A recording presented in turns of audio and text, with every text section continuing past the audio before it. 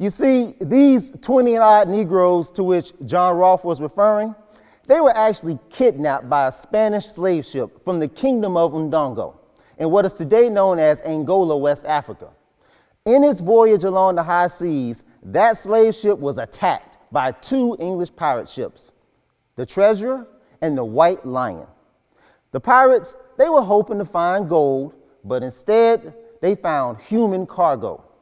Weeks later, at Point Comfort in what is today known as Hampton, Virginia, the arrival of that stolen human cargo when the White Lion dropped anchor would mark the beginning of 2.5 centuries of slavery here in North America. So wait a minute. If the White Lion arrived in 1619, a whole year before the Pilgrims landed on Plymouth Rock, then Jamestown must have already been a colony before Plymouth Rock. That's right. You see, Jamestown was settled in 1607. That's 13 years before Plymouth. And there are a couple other important differences as well. You see, when the Pilgrims left England headed for Plymouth, they were on a mission of self-governance and religious freedom.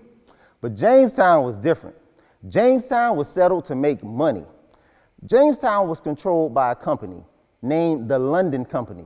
And those investors, they were seeking to recreate English society and establish new pathways toward wealth here in North America. Here's an example of the colonizers' hypocrisy. On July 4th, 1776, the colonies declared their freedom from the rule of Great Britain and became the United States of America, land of the free. Yet, they maintained the right to own slaves.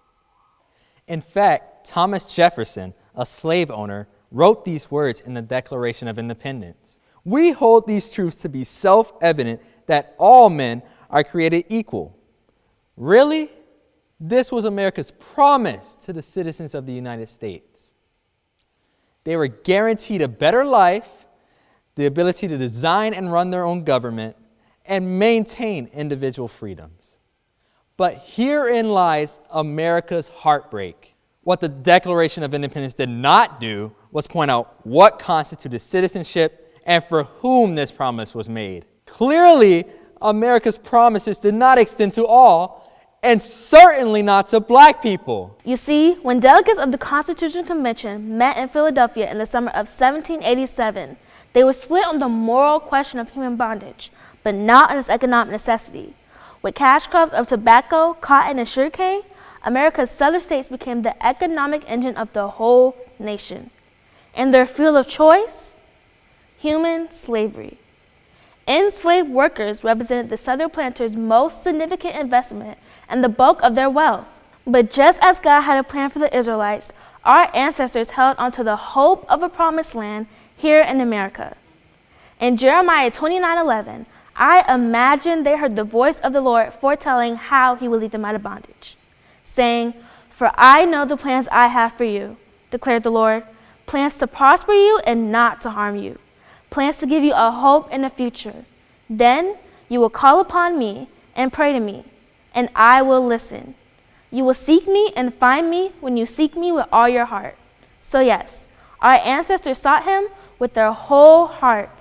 And no matter how wide the gap between rich and poor, class tensions among whites were eased by believing they all belonged to the superior race. Many even convinced themselves they were doing God's work, taking care of what they believed was an inferior people.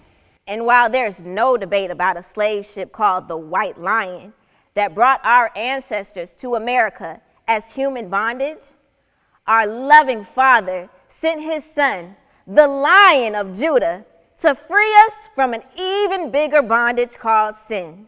But he didn't stop there. He heard the cries of our ancestors and sent men and women of good conscience who did not blindly fall to the status quo, but courageously challenged those in authority to force the powerful elite to own up to America's heartbreak and to keep America's promise. It took that same courage for the authors of Before the Mayflower and the 1619 Project to set the record straight by challenging the patriarchal narrative of American history. which exclude the contributions of enslaved Africans into building this country. Their research ensures that we, as the descendants of enslaved Africans, will hold America accountable by injecting truth into the mighty waters of our history, so that it will truly be one nation under God, where every citizen is truly free.